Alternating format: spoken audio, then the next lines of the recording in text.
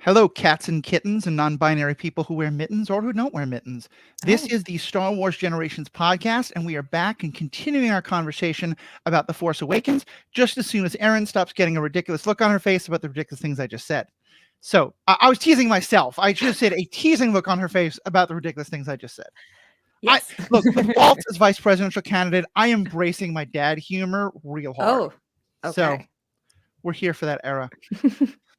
So we're going to continue our conversation of The Force Awakens. And I want to start, I'm going to have to disappear in about 20 minutes because this is my spouse's birthday. And so I'm taking her out for dinner with a bunch of her friends. But I'm sure that these two will continue to maintain the mature air of professionalism that I tried to bring to this podcast. That there does not need to be a cat in the area for the mice to resist playing and stay on topic. So just hear my voice as a stay on topic. Stay on topic. Anyway, We're going to build our own topics, see what happens. We are going to There build you our go. own topics. Fans, write in. Tell me what you think. It could be great. I want to hear all your thoughts. Now, in fairness, every time I've handed over control to these two, it has been fantastic. So I have no concerns there. Thank you. One of the things that is for me kind of foremost anytime I think about The Force Awakens, and I think this was with the first, we talked about how like the first time we saw, at least for me, I think for kind of all of us, there's some sense of like, whew, Star Wars, or at least for me especially, like Star Wars is back. We're okay. This is good. This is nostalgia. And then as I got past that and I watched it again, I started to have some like, oh, okay, but what about this?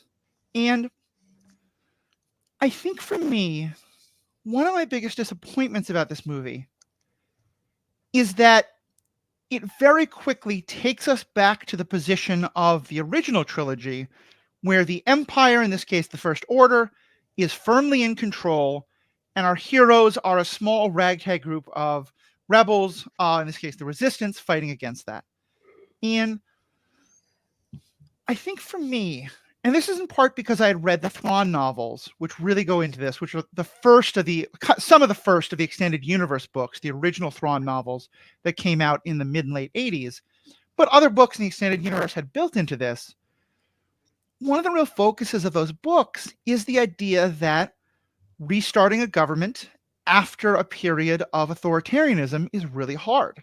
And when not everyone is on board with a democracy or a republic, how do you fight the authoritarians without becoming authoritarian yourself?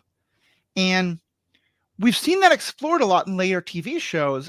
And I think part of that's because I was not the only one who was kind of frustrated that in this, instead of giving us that kind of a story of here's what the new government is like, and here's the problem it's having with this, ragtag bunch of ex-Imperials who want to start the First Order, we very quickly went back to the First Order's in control and our heroes are the ones scrambling.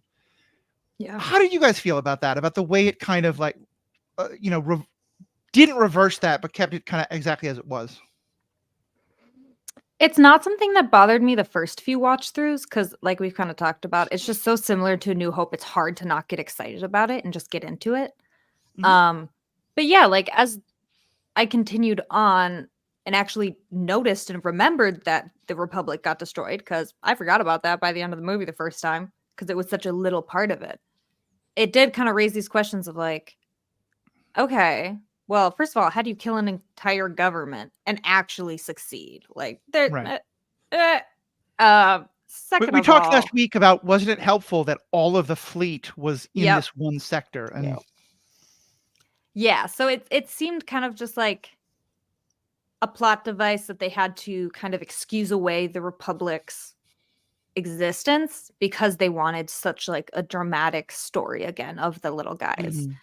And I think that maybe it comes down to that's a better box office seller than that's a movie that gets into more of the semantics and the nuances of like a new government and trying to rebuild and heal what was done by the Empire. I think it kind of comes down to like, well, how can we make people excited about Star Wars again? Mm-hmm. A New Hope did it great the first time around. Let's just go for as many of those tropes as we can and see if we can't get people back into it. Yeah, I kind of agree. I think that, like, I said it last week, but I feel like this was very much like a earn the trust back kind of thing. I also think that, like, interestingly at least, I feel like people at the time of the prequels, or the time when the sequels were being made, like there wasn't as much like public interest in like the politics. I feel like the politics in like Phantom Menace and some of the movies were actually like seen as the slower and boring parts. And then I think Star Wars fandom evolved, or just kind of realized that people actually were really interested in the politics. I mean, that's why like Andor, I think, is partially so successful, and a lot of the other shows that like do kind of touch on that and do some exploring of that. And so I think that they try to stay away from the politics of it all and just throw us into the middle of, again, a similar story, but like one that was more focused on like events and less on the the back workings of how all of this came to be, which again would still interest me. I would still watch like a movie or a show that like showed like anything in that period of like how the the Republic was being rebuilt. And again, we've seen snippets in The Mandalorian, we've seen snippets in Ahsoka, but like to see a true, just dedicated story on the politics, I think would be something that would probably actually enhance The Force Awakens. Sure. Yeah, and I'd be curious about the beginnings of the First Order. Like, what was the first thing that made them known? Was it whispers? Was it an attack? There's just a lot to learn there. And I feel like right now, those answers are kind of being like a handful of seeds that are thrown to the wind. Those answers are somewhat out there, but you have to watch Resistance and then read 8 different books and then play 2 or 3 different video games in order to find all these different kernels and put them together. And I think I agree with you about the kind of movie this was. There's often times where I can say, I wish it was this kind of story instead, recognizing that commercially that kind of story would never succeed. And even like, as you said, Alex, I think with Andor and with some other stuff like that, and The Acolyte, I think as well, there's a growing understanding that there is a portion of the fandom that's very interested in those shows. But I think that, like, when we talk about the fandom, we're talking about people who are like, oh, there's new Star Wars content. I'm going to check it out right now. And I'm going to possibly participate in online conversations about it. And then there's a minority of it that's very toxic and very loud. And I think there's a lot more to the fandom. But I think that the fandom is also only a small part of the people who will watch Star Wars. And that there's a lot of folks who, are happy to go watch a Star Wars movie every other year. And that's about as much as they're going to interact. And to be clear, I think those people are just as legitimate fans of Star Wars as we are. But there's a lot more of them. And I think I agree. Like the number of people who are going to watch Andor or pay for Disney Plus to get Andor compared to the number of people who are going to buy one ticket for one Star Wars movie, I think the first group is massively dwarfed by the second group. I agree. I think that's a great point. Is like these movies are not just to be viewed by the people who love the universe. It's people who maybe saw one of the originals when they were a kid with their dad, and they're like, "Yeah, that'd be fun. I'll take my kid to that." Or maybe you saw a cool commercial and you're like, I've never been into Star Wars, but I guess.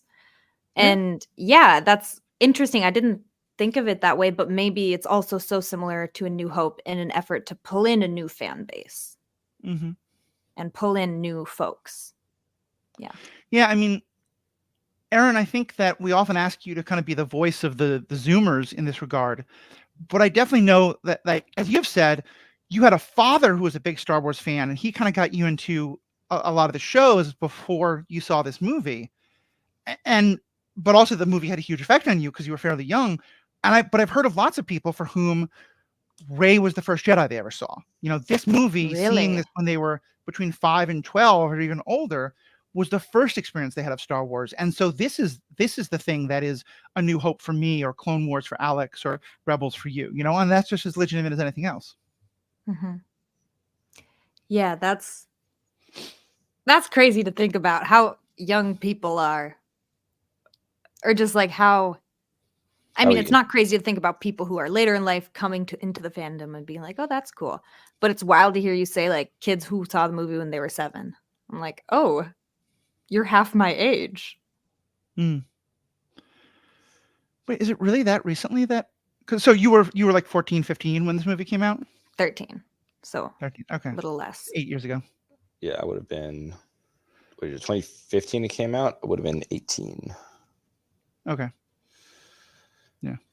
So I was even more Formative rambunctious periods of than I our am life. now. Oh boy. Mhm.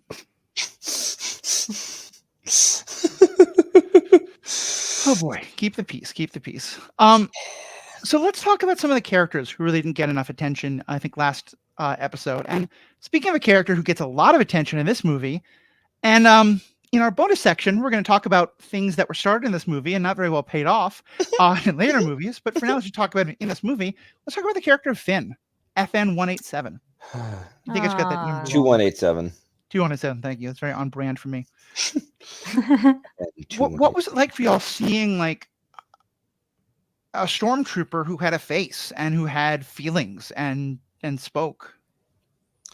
But I remember the first time the teaser trailer came out, and like the first thing you see is this unknown individual wearing stormtrooper armor with their helmet off, and I was like, what a way to start off, because we had not seen that before. I mean, we'd seen, you know, clones in the Clone Wars obviously with their helmets off, but like I don't know if I've seen, outside of maybe, and I don't even know if I've seen this in a video game, I don't know if we've seen stormtroopers with their helmets off. And so it was really interesting to me because he was just like a unique character. I thought like this dude was so interesting. I remember like going into the movie, I was so enthralled to see who this Finn character was. And I was like, from the beginning, they really play him off as to be like one of the major leads throughout the trilogy. I know he annoyed me a little bit because he was a little whiny.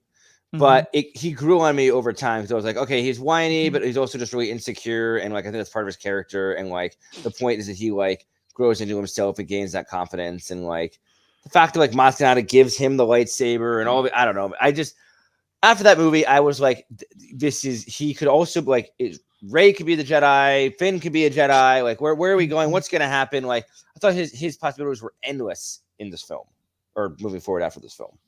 Yeah. Yeah. So for me, like, I'm going to be honest, I never noted it as significant seeing a stormtrooper with their helmet off. And I think that's because I grew up on the Clone Wars. And so it was so in my head that clones and stormtroopers are so similar.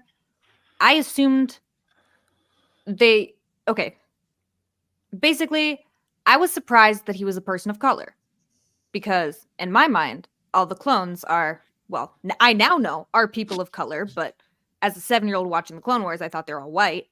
Right. And in my mind, it's just like, well, I mean, all the stormtroopers probably look about the same too. You know, like a man in his late 20s, early 30s, close crop, dark hair. That's basically a clone, but that's just what I thought they were. And so it was very interesting. And I think we see later in this trilogy too, is just how unique and different these versions of stormtroopers are, because they're not manufactured people. They are children who have been stolen from their homes.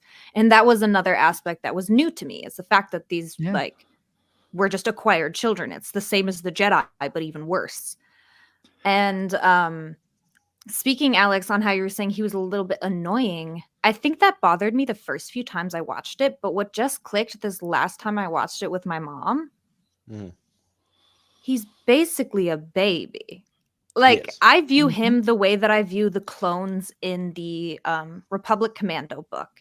They're described by Jedi as a grown man, yet she senses a child near her. Like, he has no life experience. He has no ability to communicate with others. He doesn't even have a goddamn name, you know? Like, he's got nothing. And so, of course, when he comes out, because also I was like, dang, this guy is like all about this girl. When I first saw it, I was like, damn, he is obsessed with her. They trying to, you know? But then later watching it, I see it and I feel it now is much more of a friendship type of a love. But because he does cling to her so strongly, it feels like it might be more. But I think that he does that because this is the first person outside of the Empire that you've interacted with that didn't immediately die. Well, quotes around the die for Poe. Yeah, I would very much agree with all that. It definitely, especially the whole like stop holding my hand thing. At first I was kind of like, oh, yep, it's a guy hitting on a woman, etc. And then I was talking to a friend of mine who'd been homeschooled.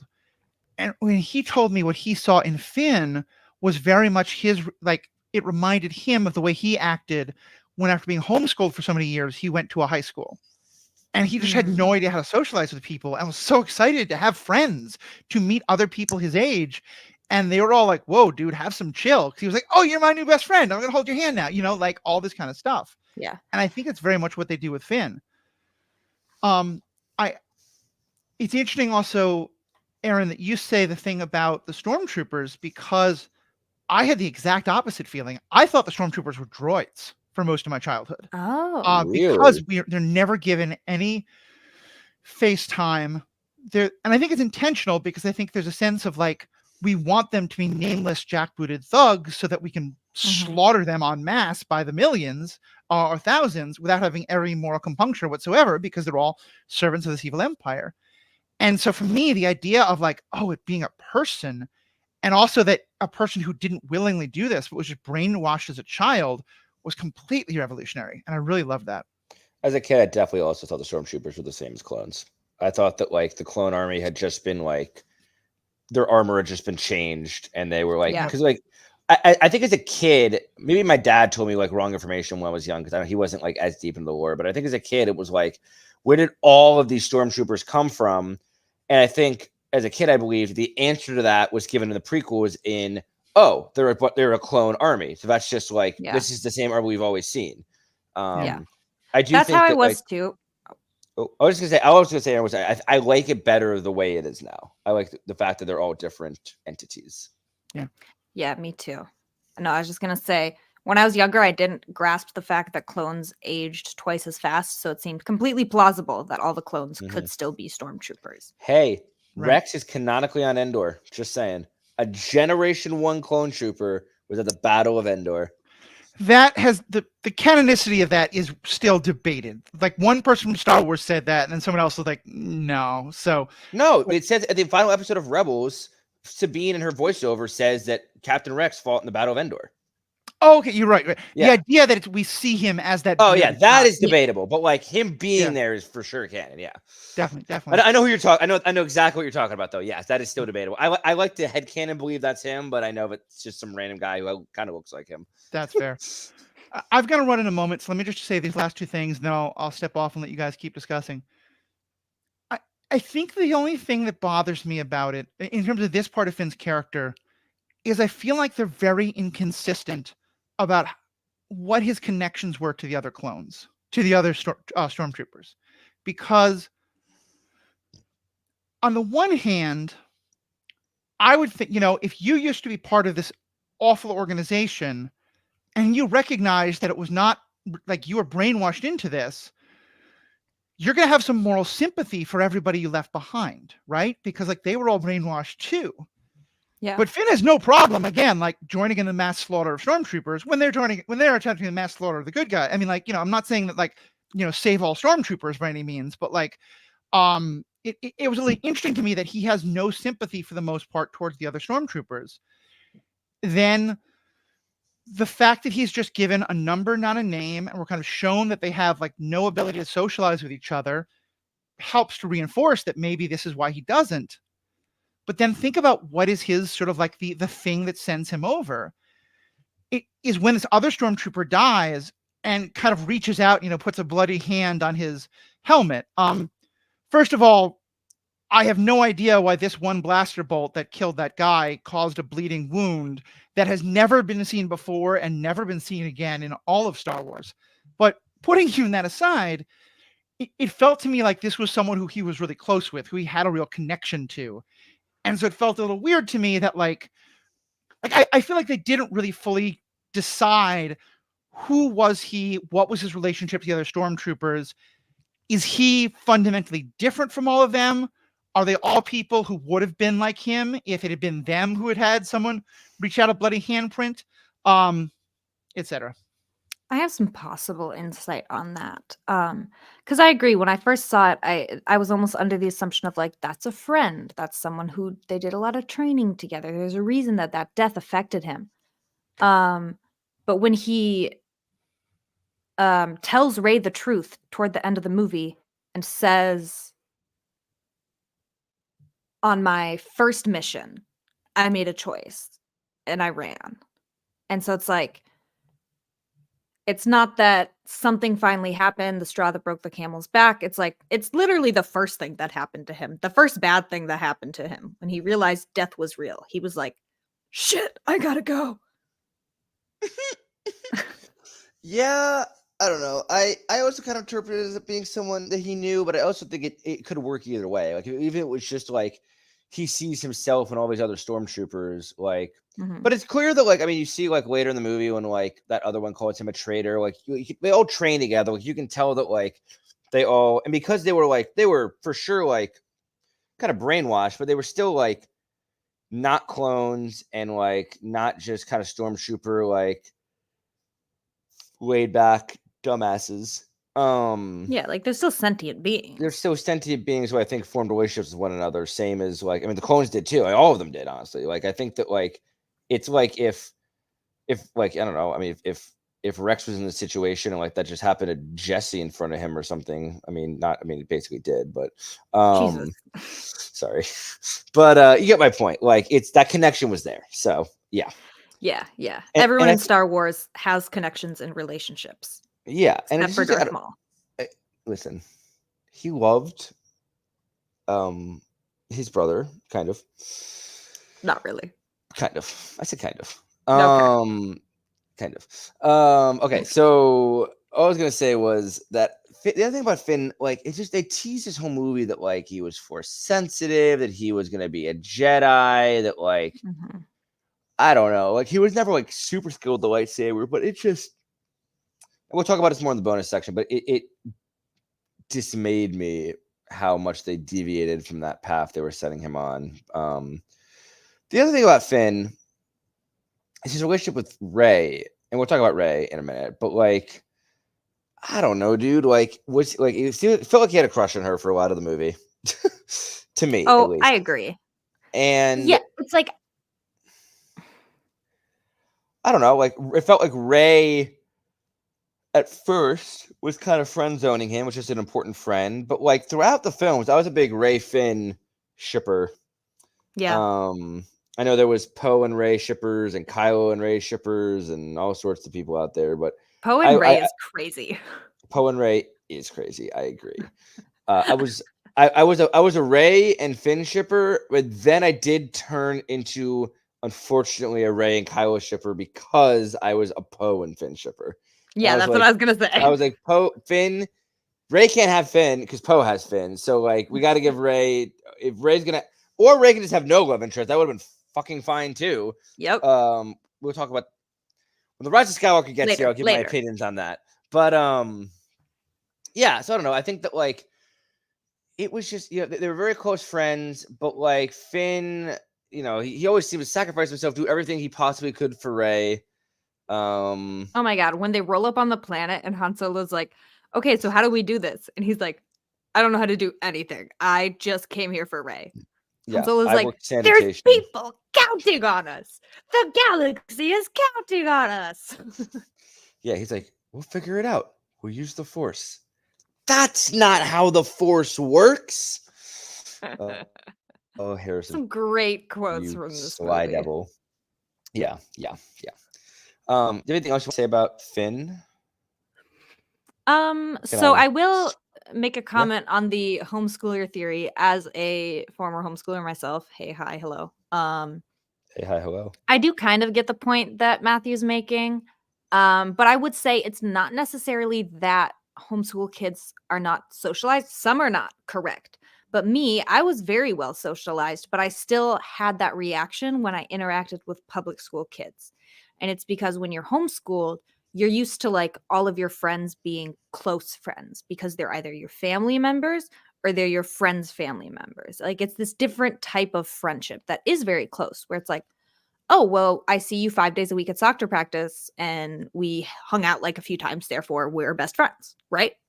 But it's like, she would never call me to hang out. She's 12 and worried about other things going on with her school friends, you know? Right. And so I do kind of get that idea of just the excitement maybe of like having a friend and how that could come off very much as like flirty.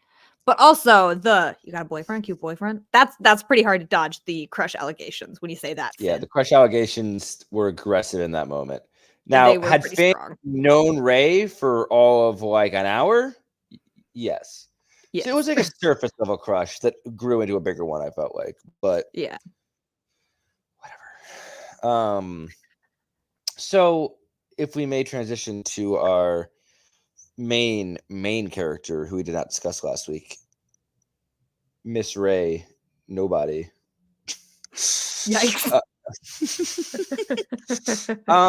Ray. So we introduced to Ray as a scavenger in the middle of a desert Oh, world. can I say? I thought she was a Tuscan. Dead ass. Thought that was That's a fair. Tuscan. When you first saw her, I was confused what the hell she was too. But I really like the way they introduced her character in the movie.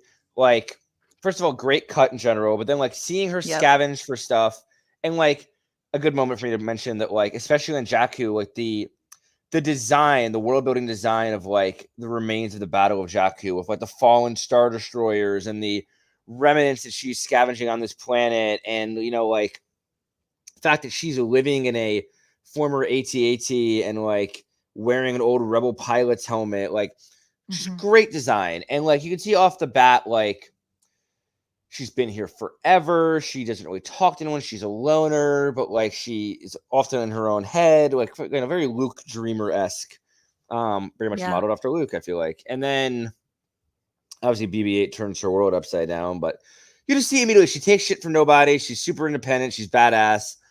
And I was like enthralled with Rey in this movie. Oh my God. I was like, they could not have found a better like future Jedi. I was like, Daisy Ridley, slay. Just slay. Slay. And, I feel like they set up so much, through like when she touches the lightsaber and has those crazy Force visions, and like there's just so much like of a fascinating journey she goes on, and like her connection with Kylo is like immediately apparent in this film. And the one thing that always confused me, and that again made me keep thinking that she was going to be like related or had been trained in the past, I know I talked about this a little bit last time, was just that like she was so quick to like pick up on all these different things. And it's kind of explained in Rise of Skywalker how powerful she is with the Force.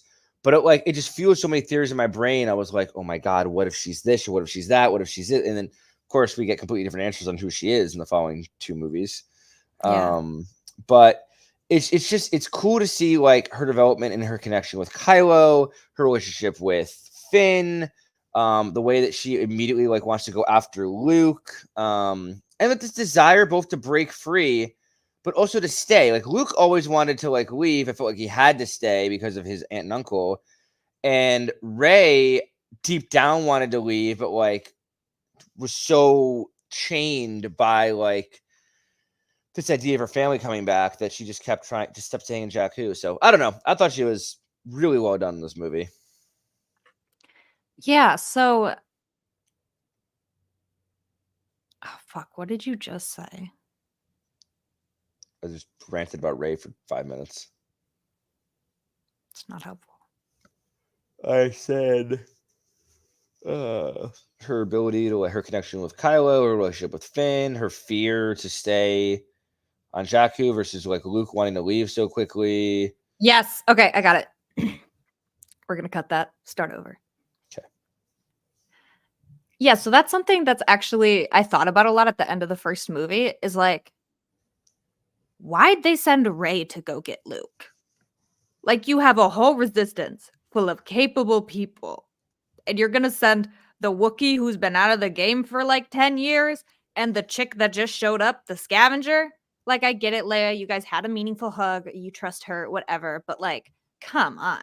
I just was always like, why did we give her this penultimate like mission, like the most important thing to do? A lot of trust. She was also the one that had been captured and like had to be rescued, quote unquote, by Han and Finn. Yeah. Even though Han died and Finn had to be rescued by her and Chewie. Yep. Rip. But I agree. Also, I agree. Yeah, I don't know. It always just like bothered me a little bit. I was like, okay, like I get that this has to be like the main character, but like I always thought like, oh well, why don't you send like Poe or like anyone else as well? Like yeah, Rey can go. I get it. She's supposed to be like one of the main characters. But it was just always kind of like an odd thing for me. She's allowed, I guess. But I want to say also at the end of the first movie, I was convinced Finn was dead. Okay, not at the end, because at the very end we see he's alive. But when Yeah, they say, Kylo "Do you like have a heartbeat?" just sliced right up his back, like that's your Yeah. spine, bro. Like Yeah. it's over for you. Apparently not in Star Wars. And that was like Um, ruthless too. That like showed how cruel Kylo could be. I mean, yes, but also it does bring up the question of like, okay, but why didn't you just kill him? Like you 'Cause could have he wanted done to- that exact thing, but had your lightsaber absolutely cleave a 6-inch wound in him. You know, we see that all the time in the books is how deep a lightsaber can go. Like it comes back to the idea we talked last week of like, oh, is Kylo toying with them? Well, yes, I he's think toying with yes. Rey because he wants to train Rey. But why does he give a shit about Finn? Finn is just there. Like Because he's in my pissed and he's mind, sadistic, I think. I guess, yeah, probably. Maybe he was like, yeah, fuck this guy. Go be paralyzed, piece of shit. Like I mean, maybe that was the thought process. shit was Honestly, I dark. Yeah. don't put it past him. Out here talking about, I will finish what you began, grandfather, or whatever he says. Who finish what you started? Show me, grandfather. Show me. Great Adam Driver impression. Really Yeah, loved that. Thank you. The other thing confused me about Rey, Aaron, was that Mhm, Rey and Finn are together this whole movie. They mhm, form a bond. mhm. Finn is injured, like maybe dying. They roll up to Takodana, where the rebel base is. What? Sorry. What? I've never heard that planet before. Oh, actually, Takodana is where Maz's. I thought you just said Setup is. Taco Donna. Like No, I no, thought no, you no. were making a joke I that also it think looked like Takodana is Taco where Bell or something. Maz's people are not where the rebel base is. I can't remember what the rebel base is now. But point is, They're they get to in the rebel the base. Ilenium system. System. Thank you. To get to the Ilenium system. Everyone rushes to Finn and to like go with Finn and make sure he's okay. The way they put him on that bed in a stretcher and they go, careful, he's hurt. No shit. And they're like, he's got a heartbeat. Let's go. And they go. But like, Rey does not go with Finn. She's not worried. She just wait and then goes to Leia immediately, which I think is so strange because she's never met Leia. She doesn't know who the fuck Leia is. Like, I guess maybe they felt some like connection through the Force or something, but it felt very much like if it was the tables were turned, Finn would not have left Rey's side, and Rey was just like, bye, Finn, like dying on this table. Like I'm gonna go find this like powerful Force using badass woman, which like I get it, fair. I would also seek out Leia. But like in this instance, like leaving your friend behind for someone you've never met just always confused me. Yeah. Yeah, it is a little odd. It's like, I just thought of this kind of funny comparison in my mind. Because I always viewed it as, well, obviously Leia and Rey are coming together in their grief for Han. And it's kind of like, okay, once again, we have someone who was like a quote apprentice of someone for one day and loses them and is like, Leia, I'm so sad. And Leia's like, that was my husband, damn it. Like, Yeah, dude, that was that was my guy. It's like crazy behavior.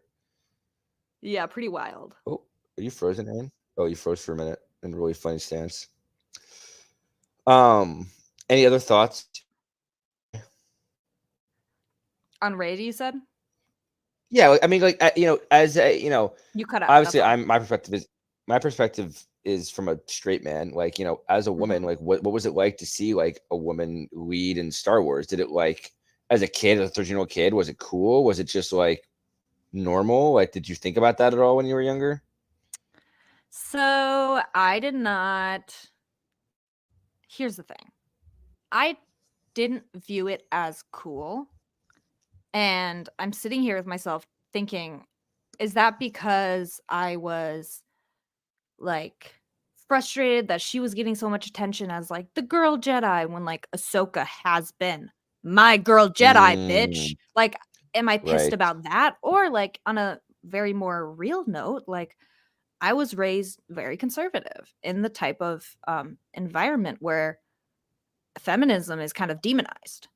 Like it's seen as like a problem to rebel hate so that. aggressively against the patriarchy. And so I think just the idea of, I mean, if Barbie had come out when I was 13, Lord, I would have been the biggest Reddit hater. Like, I was such a sheep. I was just following what I was told to do, you know? Which is not good. And I'm glad I'm not that person anymore. I'm very thankful that I've grown. But yeah, I think that in retrospect, that may have gone into it, is I had this kind of prejudice against things that were presented to be more like feminist, or like, oh, this is a big deal because she's a girl Jedi. And I'm like, I don't give a shit. I just want a Jedi. Like, meh. I love that. I So, love that. yeah, just a little self introspect for all of you that I just kind of happened upon just now. No, and that's great because I think there was so much attention put on the fact that we had a woman and a black man as the lead in this movie, and it was like, why is that the focus at this time? Like, why? Yeah. These are like two very qualified actors. They fucking killed their roles. Yeah. And it just it frustrated me a lot at the time that that's where the dialogue was going, instead of like just pure excitement about this new Star Wars movie. Everyone was just like, "Oh, Disney's so woke, they're ruining," and I'm like, Exactly. because we don't have a bunch of white male leads again. You guys are mad. Like, perhaps introspection here, y'all. Like, You guys are pissed that art is reflecting life? Like, come on. Yeah. Yeah, and that's interesting. I definitely like had a lot more feelings about Rey being a woman than I ever had about Finn being a black man.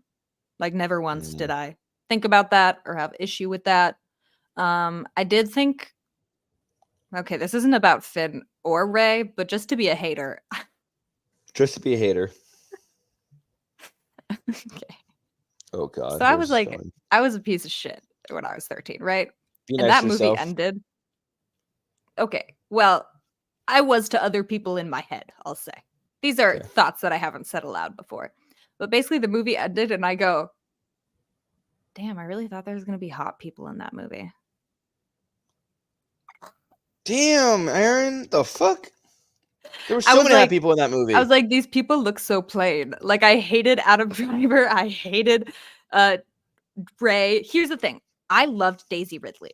I did. Like, I really got into her as an artist and her story, how she was a waitress. And like, the moment she got the call that she was in, she said, thank you. And I quit. And like, I just, as someone who wanted to be an actor when I was a kid, that was like such a inspiring story to me. Like, oh, she's in her mid-20s and she still like made it big. I absolutely loved that. But yeah, it wasn't until like The Last Jedi when I was like, wait a second. All these people are really fine. Like, this is a very beautiful cast. Like, I was such a hater. I don't know why.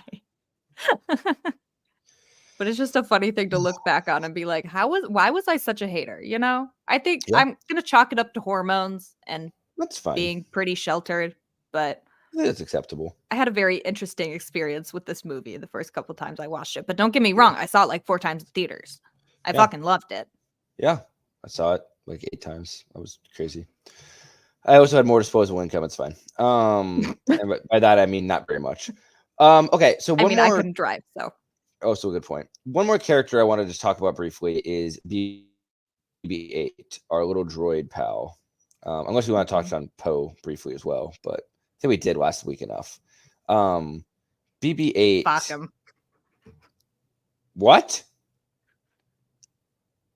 What'd you say? No, you just said like, oh, we're. Yeah, like, fuck him. We already talked about there was a delay. I was like, what?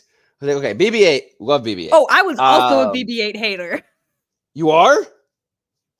Not anymore, but I was like, they're trying to replace my guy R2. Like, don't do that. Don't try to make a cuter design. Don't try to make him look like a stupid ball. He was like R2's little brother. He's a cute little ball. The actual concept of the design was fun. It's based on like a soccer ball, and he was like, his little later thumbs up.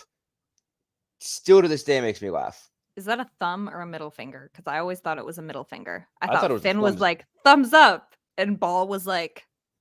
Oh, I interpreted it as just like and also a thumbs up, but I guess that's another interpretation that's really funny as well. I thought he had a lot of personality, a lot of spunk, very loyal. His little beeps and boops were very, very like R2D2-esque.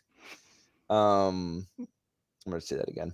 All their beeps and boops were very R2D2-esque. So I don't know. I really loved him. I thought it was super cute, and he did indeed probably sell Lucasfilm a ton of merch. But So much merch. he is a Oh my welcome God. addition to my droid family of 3PO, R2, and then their grandchild BB-8. No Chop? Chop is not part Chopper? of that family. Chop is the estranged uncle who's gone on multiple murder sprees. Jeez. Chopper has a higher kill count than maybe anyone in Star Wars, except maybe Luke Skywalker. Yes. One Death Star really gets you. Yes.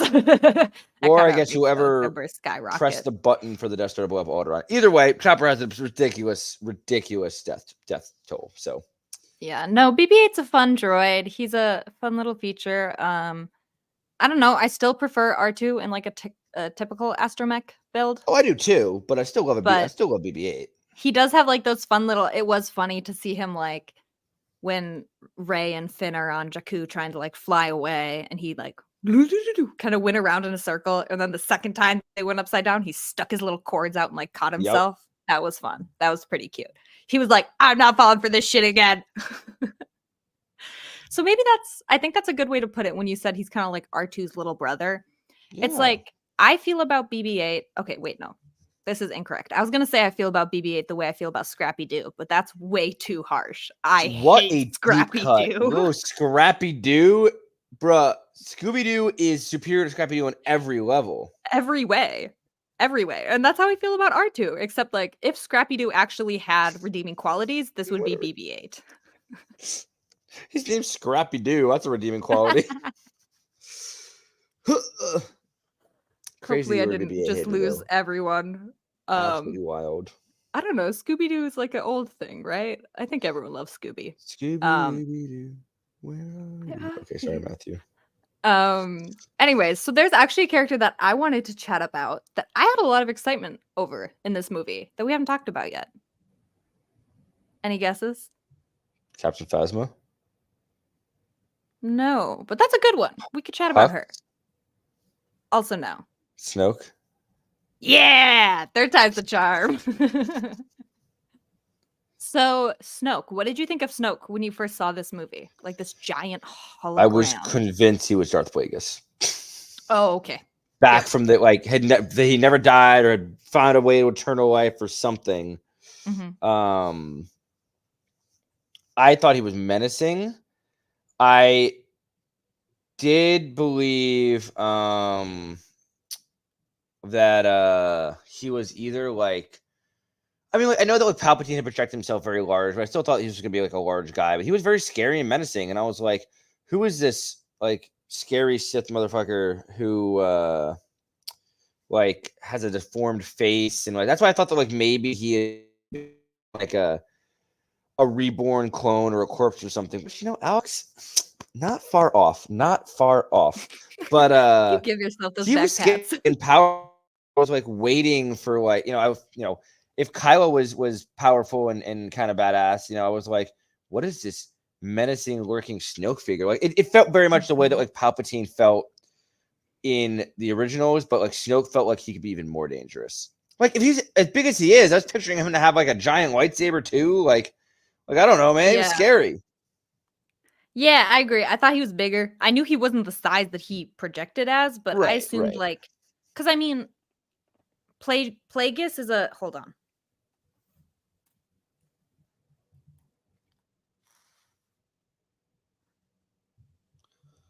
Sorry. I just wanted to do all my noisy things at once. Plagueis is a Mun, right? Moon, whatever. Yes, that. Something. He is a species, and they're tall. They're above average human height. I don't know, probably like 7, maybe 8 feet tall, I would guess. Similar to the, what species is the Grand Inquisitor? Oh, the Utapawan species, yes. Whatever they're called. From I don't know their name. But yeah, like I assumed that he was very tall and like 12 feet. I'm thinking like Bjorn the Bear. I'm thinking big old guy. Okay. Keep going. We're in the semantics. And okay. It was just like such a menacing figure, and his like low, like gravelly tone of voice. It's the type of power and evil that doesn't need to yell to be scary. Mm-hmm. Unlike Kylo Ren, who feels a need to throw a fucking fit to be scary. Actually, I don't know if he's doing it to be scary. I think he's just having a lot of emotions. But I was really, really excited to see Snoke. And I was so let down. Yeah, again, we'll talk about that in the bonus. We'll talk about it in the bonus. But I was also very excited. Like when he said, bring her to me, like it's time to complete Kylo's training, like bring this girl before me. I was like, bruh, this is gonna be fun. It's about to get and real. Andy Serkis, Gollum, love of my life, playing the voice actor for Snoke, incredible. Andy Serkis is an absolute gem, king. A national treasure. Yeah. Don't think he's American. He's still from a country, so a national treasure to that country. Okay. Yeah. So we can touch briefly, I guess. Phasma, as I said last week to me, huge letdown in that like she was promoted in the promotional materials in the trailer, and she was on screen for like a grand total of maybe 4 minutes. I thought that she could have been on screen a little bit more. Like she just seems so cool, and it's such a new design for like a commander to be in completely different garb, like chrome. Instead of just like so cool. nice, so cool. Yeah, she was just so menacing. I don't know, big fan. I wish I didn't know Captain Phasma was a girl. Like if I didn't know who Gwendolyn Christie was, I could have watched that whole trilogy and not known that Captain Phasma was a woman. And maybe that's okay, like it doesn't need to be, oh, she's a woman. But like it would have been cool to see that representation, even though I was just hating on the representation of Rey a little bit from my teenage mind. It would have been cool to know that there were women stormtroopers as well. Yeah, I agree. Because again, that's just something within my single-mindedness. And I think a lot of people is like, oh, they're all probably carbon copies there, if not clones. Yeah. Yeah, I agree.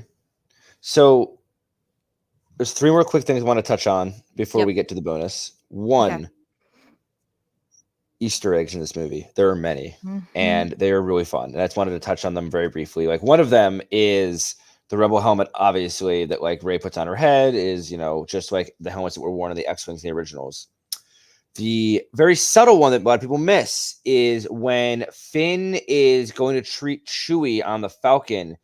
Like they're trying to, like Han and Rey are trying to escape, and Finn is trying to treat Chewie's injury. And he was reaching his medical bag looking for stuff, and he momentarily pulls out the lightsaber training droid that Obi-Wan used with Luke in episode 4. And I thought that was always very fun. There's a cool little Easter egg. What'd you say? I said that's a cool little Easter egg. Yeah. Also, FN, I think if I mentioned this last week, but FN 2187. 2187 is the cell block number that Princess Leia was in episode 4. Yeah, that's another little fun. That's so cool. That's fun. Yep. Those were fun facts. One final one. Sorry, one more. Daniel Craig, if anyone has seen the James Bond 007 movies, he actually has a cameo as the stormtrooper who Rey uses her first Jedi mind trick on to release her from her little binders. And I remember reading interviews about how fucking excited Daniel Craig was to be in Star Wars. He was just like, I've been a Star Wars fan for so long, just geeking out. And that's again, like you would never know unless you like really watch the credits, but it was just a very cute, fun Easter egg that I really appreciated. Yeah.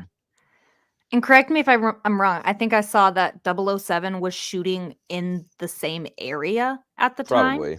Probably. And he was like, I don't know if he asked or if they were like, hey, does anyone want to do a cameo? I feel like he probably asked. He probably asked.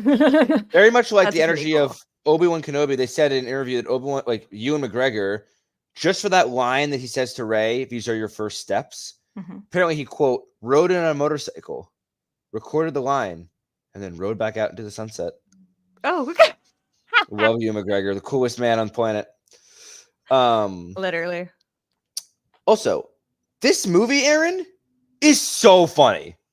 This I movie is so forget funny. Every time I watch this movie, I'm like, this movie is fucking hilarious. It's like actually a comedy. Like it's a sci-fi comedy. It's truly Like, a comedy. I found myself laughing. It's so like even the jokes that like I've heard a million times, the physical humor, the jokes. I mean, it is. I think they did an excellent job at making it like. Oh Star my Wars in God. general was funny, but My favorite is the bit where Finn's like, okay, so we gotta find Rey by doing this and this and this. And then Han Solo like motions with his head. And he's like, what are you doing? Why are you doing that? What does this mean? And Han like taps him with his gun and just points. yeah, And there's that's Rey. the physical human part. And then there's Rey. It's just all of it so, or like the line like slash Easter egg and funny line where you're like, you know, after the Phasm lowers the shields, Finn goes like, "What should we do with her?" And Han goes, "Is there a garbage chute, trash compactor?" Trash compactor? Yeah, there is. Yeah, Yeah. that was hilarious. I was like, yes, put her through the hell that Han went through. He's like still triggered by the Death Star. Or yes, the other thing. They're fucking like when they're talking all around the hollow table on the in Elenium system, like, you know, Han's like, I just want to help, and you know, Leia's like, what has that ever helped? Don't say the Death Star. Don't Like, say oh, the Death dude, Star. it's just so funny. It's so funny, that movie. Or like when the woman's treating Chewbacca, that sounds so scary. Yeah. You must have been so brave. And he's like, Woo, woo, woo, woo. It's Yeah, so funny. so funny. Okay, the last thing I want to talk about, then I'll turn over anything you want to get last bits in here is, can we just touch briefly on the cliffhanger at the end? Luke makes an appearance finally. Yes. After the whole movie. We finally find Luke Skywalker, and we are left for 2 years to contemplate what's going to happen.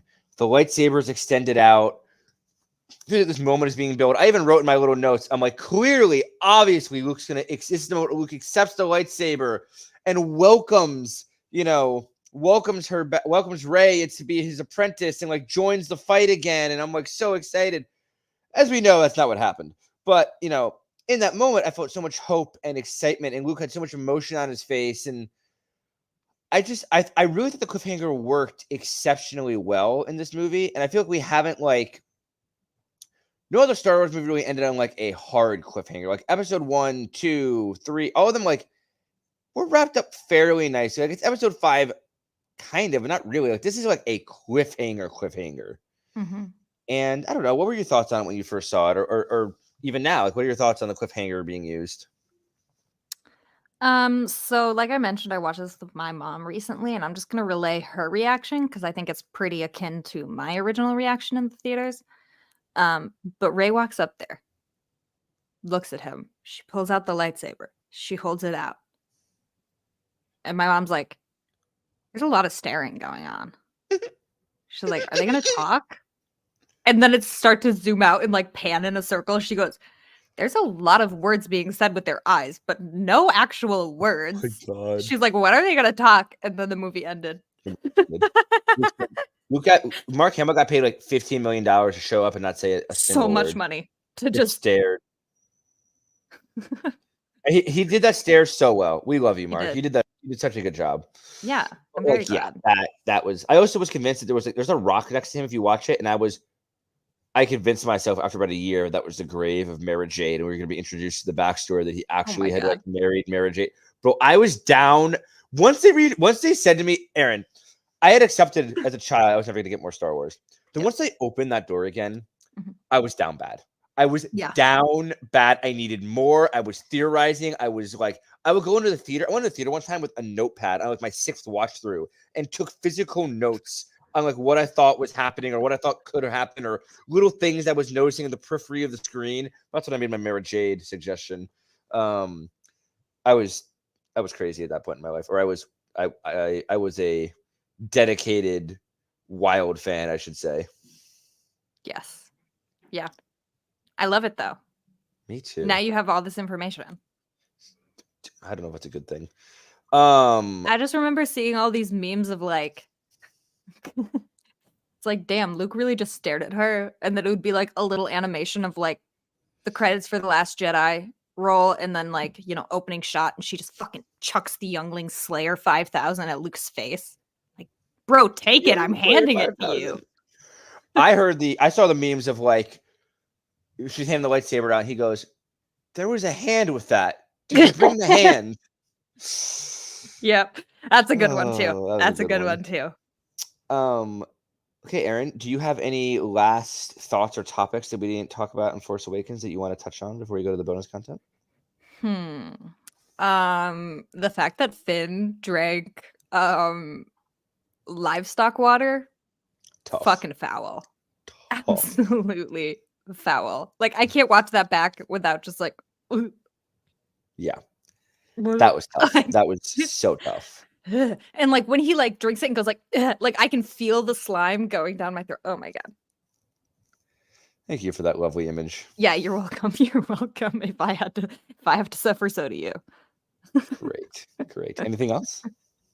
As Kylo Ren No. says, anything else? Anything else? Well, thank you, Erin, and thank you, my friends and our listeners. I don't think we actually did a little promo, so members, stick around for the bonus content. We're going to be talking about how this movie set up so many things and then failed to deliver on almost all of them. But if you're not a member, please consider joining. Please consider signing up. It is only $5 a month, $55 a year if you sign up for the year. $5 is literally a cup of coffee in today's modern economy. So consider donating it to us. It helps keep the lights on. It helps pay for new microphones, just the general operations of this lovely podcast. Most importantly, it pays for more yapping from us. It pays for so much more yapping for us. I mean, to be fair, Erin and I do not get paid. But we do this out of the love of Star Wars. But your donations do help us get equipment and things we need to like make this work. I will eventually get an actual mic, as I am still using an Xbox Turtle Beach headset. Ooh. Okay, free plug. Replug. But yeah, check out. Please consider subscribing and stay. You also get bonus Oh yeah, book of the month when you become a member. I did a bad job. We do a little book club every month. Book club. We do a little book club. Last month's book was the Darth Plagueis book. This month, it's always it's always a surprise. We can't tell you what this month is, but last month was Darth Plagueis, and it was very, very fun. We do EU books, we do canon books. We try and keep it topical-esque, but sometimes we just kind of pick a book we want to read. Yeah, I'll give a little hint for the book. It is another book that is named after the titular character that is a bad guy. It's called Let Darth Your Ideas Vader. Run. It's called Darth Vader. Okay, so thank you all again. Members, stick around, and I would do for Matthew. We have spoken. From Alex, stay classy, Taco Donna. That's not how the Force works.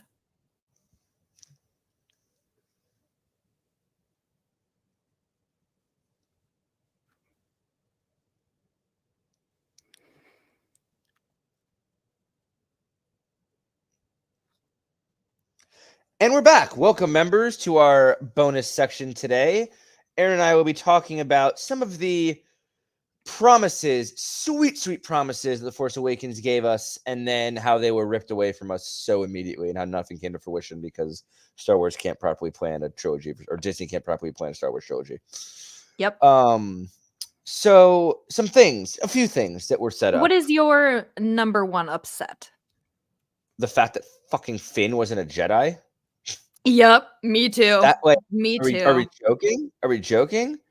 Like, you give him the lightsaber, you let him fight, you like tease through all of this movie. Also, like, you give him such a big role in this movie, and then you like diminish him to such a small role in Episode 8. You like kind of brought him back a little bit more into the fray, more in Episode 9, but like it just wasn't. I understand that not everyone has to be a Jedi, not everyone has to be Force sensitive, but you can't be teasing it to the level you are and then not follow through on it. I mean, this is my own personal. I thought that if Rey was going to be related to anyone, it should have been Obi-Wan's grandchild. I'm happy Matthew's not here to fight with me. I wanted the Duchess Satine Corgi story to be canon, Erin. I wanted the Clone Wars story to be canon. I knew it wasn't going to happen, but I wanted it. So you wanted Corgi to be an absentee father? Corky. You mean Obi-Wan to be an absentee father to Corgi? Who was an absentee father to Rey?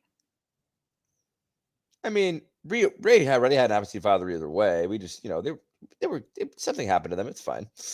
Okay. It's fine. Also, Snoke was set up as his own character and so badass, and I was expecting like maybe a lightsaber duel or training scenes, flashbacks, Anything.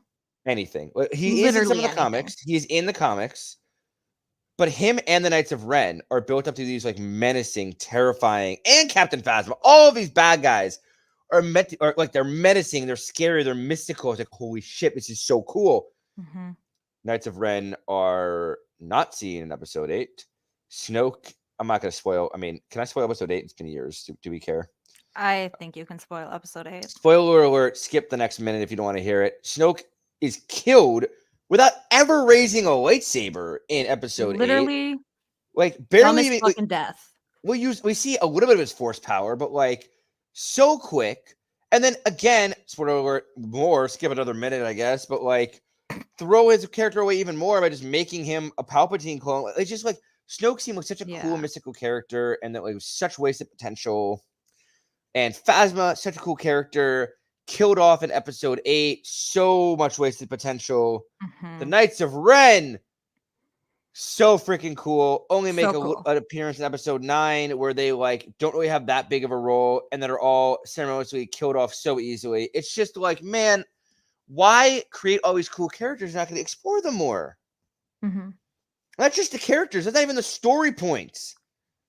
Like, I don't think when they wrote it, Erin, to be honest, when they wrote it, do you think that Luke was supposed to throw the lightsaber over his shoulder when JJ wrote it? Wait, Luke was supposed to take the lightsaber from her and just chuck it? No, I'm saying that's what he does in episode 8. Oh. Do you think that was how so long since I've seen that? But no, I don't think that that's what JJ intended at the end of that movie. It's just like Rian Johnson and JJ played tug of war with the story. They did. They both had good ideas in their own right, but like, babe, you got to stick to a plan and pick one. Just pick one. We just need a little collaboration. Pick a plan, stick to the plan. This is not like a ego measuring contest to see who can make the better Star Wars movie. Yeah. It's not about who can make the better singular Star Wars movie. It's about making a good trilogy, and that was lost.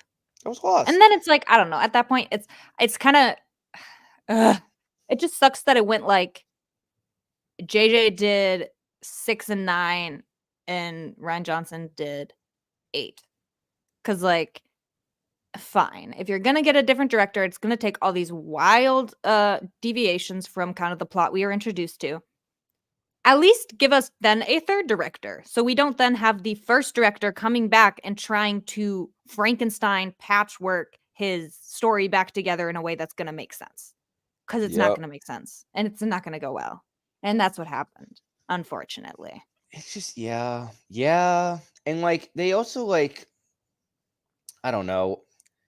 We can talk about it as the movies come on, but like Kylo, I felt like was really like delving towards this evil path, and like the way that Kylo's kind of like character development went, like it's like they kind of again like they brought him in like in episode 8 you thought he was going to maybe turn good, and like you saw moments here where he might turn good, which is very the whole trilogy yo-yos. It's like Ryan pushes it one way and then JJ pushes it back the other way, and it's just like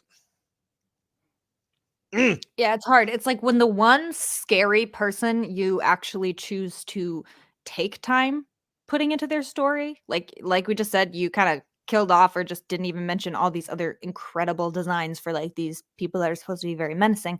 When you take the one person and make him so like unstable within his convictions, it's harder for me, at least as a viewer, to be like, oh, he's still scary. If it's like, oh well, is he actually good? Oh well, he helped Rey kill Snoke, so what?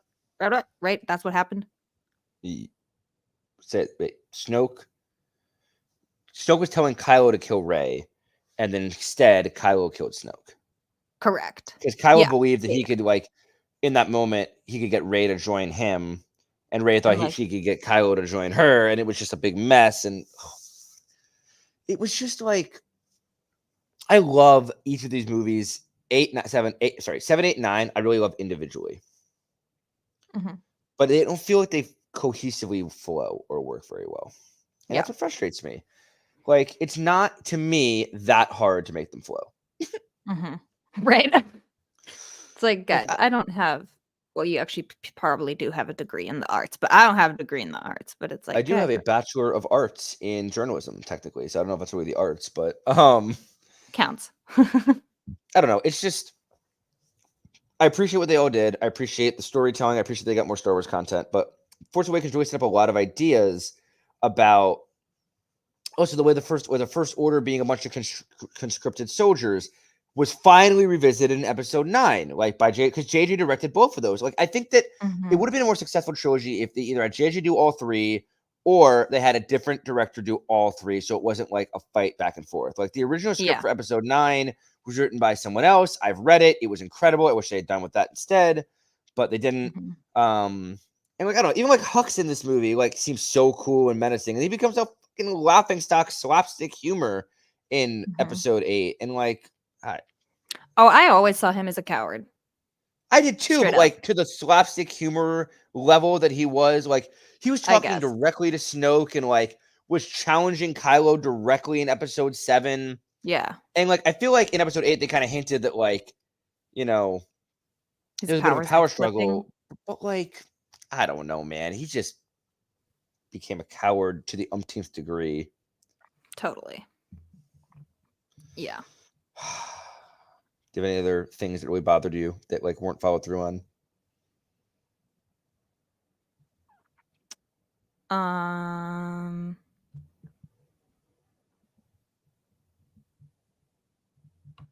Not really. I mean, the fact that Rey's a nobody, wish that kind of was followed through. But yeah, and I mean, that's explored more in Episode 8 for sure. But like, yeah, I wish that like she really just was this nobody from a scavenger world. I agree. Yeah, no, I mean, Snoke is just such a big one for me. Like, he was turned from this really cool, separate, menacing character to being like a shell puppet of Palpatine. Yep. And it just sucked. Like, that just kind of sucks ass to have that be like your big bad, which then we, learned that the Eternal Emperor is the big bad. And like, there is indeed, I think, like a justification for it, but like, it's just, if you're gonna do it, you got to introduce that idea way sooner than Episode 9, like, to just break it apart like this. Yeah. So if you all can't tell, that's a little preview of what we'll be talking about in Episode 8 and 9, because we have thoughts. But thank you, members, for tuning in and listening. And again, as always, we have spoken. And stay classy, Taco Donna. Move, ball. I think you did that one last week. I did. Okay. Here, let me do a different one. Fine. And as always, we have spoken. And stay classy, Taco Donna. You've got another problem. Big deal. Women always find out the truth. Always. Boom. That was so much better. Boom. Okay. Good recording. I got to make dinner before I have to hop on another call. Okay. Bye, friend. I'm just going to leave the studio, I guess, and we'll upload, hopefully. I think so. Oh, God, I hope so. Okay. Bye. Bye.